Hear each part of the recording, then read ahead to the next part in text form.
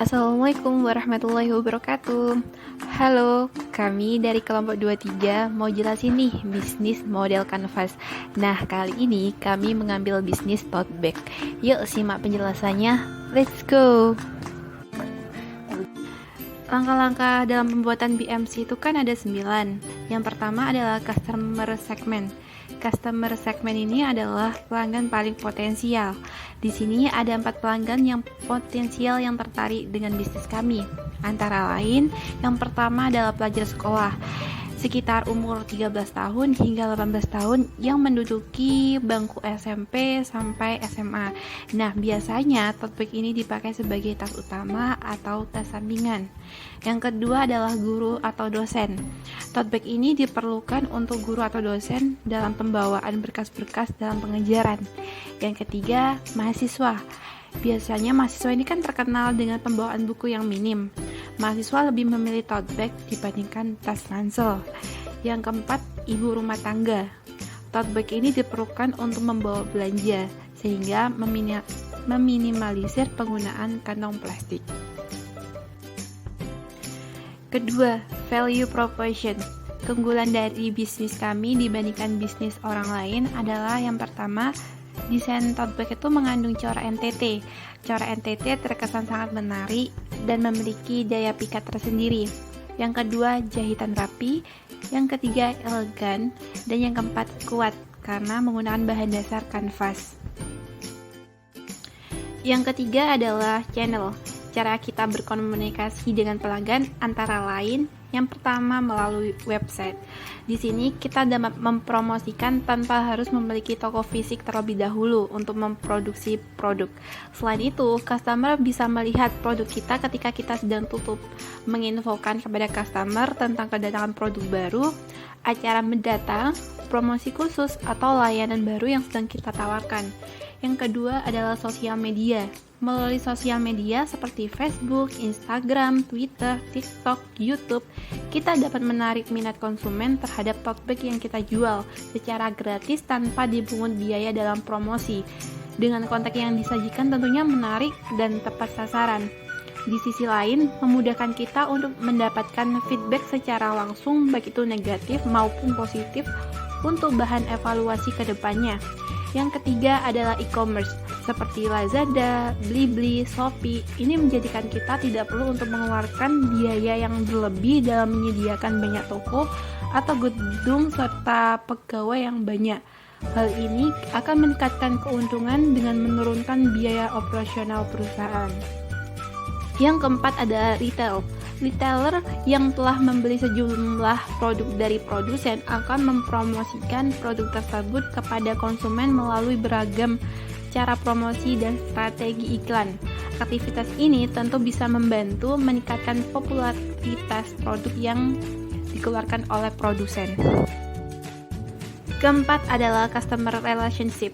Cara berinteraksi dengan konsumen termasuk cara supaya konsumen menjadi loyal antara lain yang pertama menggunakan live chat.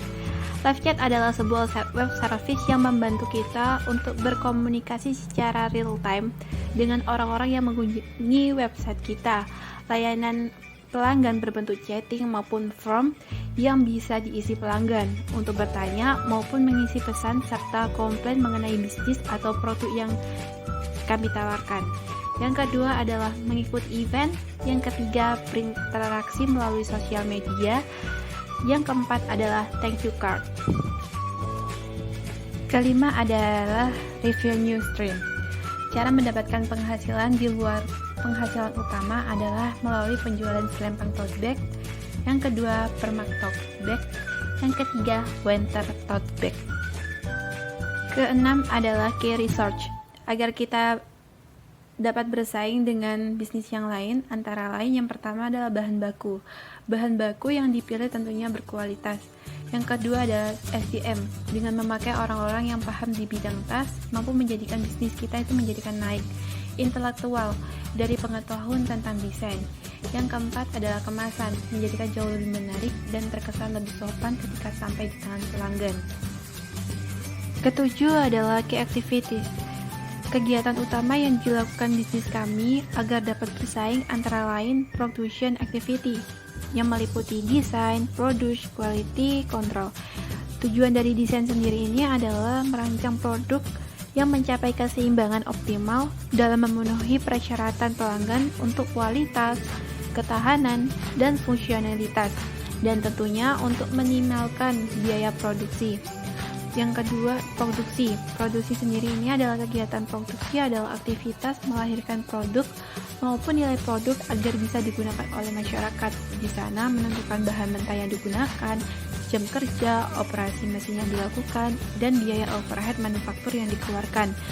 Quality control untuk meneliti, mengembangkan, merancang, dan juga memenuhi kepuasan konsumen, memberikan layanan yang baik di mana pelaksanaannya yang melibatkan seluruh kegiatan dalam perusahaan, mulai pimpinan teratas sampai karyawan dalam pelaksanaannya. Marketing activity. Pemasaran di dalam sekarang itu sudah banyak penuh kompetisi. Seperti sekarang ini tidak cukup hanya mengandalkan model pemasaran konvensional yang sering dikenal dengan bauran 4P, produk, price, place, promotion. Menggunakan konsep public relation ini merupakan fungsi manajemen yang bertujuan untuk membangun image dan membina saling pengertian di antara kedua pihak. Public relation adalah salah satu fungsi yang penting dalam membantu pemasaran. Kedelapan adalah key partner yang menyukseskan bisnis dengan lancar dan baik, antara lain yang pertama pabrik kain kanvas, yang kedua pengrajin kain NTT, yang ketiga penjahit tas, yang keempat Tiki, CNT Express, dan kantor pos. Kesembilan adalah cost structure. Pengeluaran dari bisnis kita antara lain yang pertama biaya produksi, yang tentunya meliputi bahan baku, overhead, dan biaya tenaga kerja langsung. Yang kedua adalah paid promote influencer, yang ketiga adalah thank you card, yang keempat transportasi, dan yang kelima adalah paper bag. Sekian dari kelompok kami. Jika ada salah-salah kata, kami mohon maaf. Wassalamualaikum warahmatullahi wabarakatuh.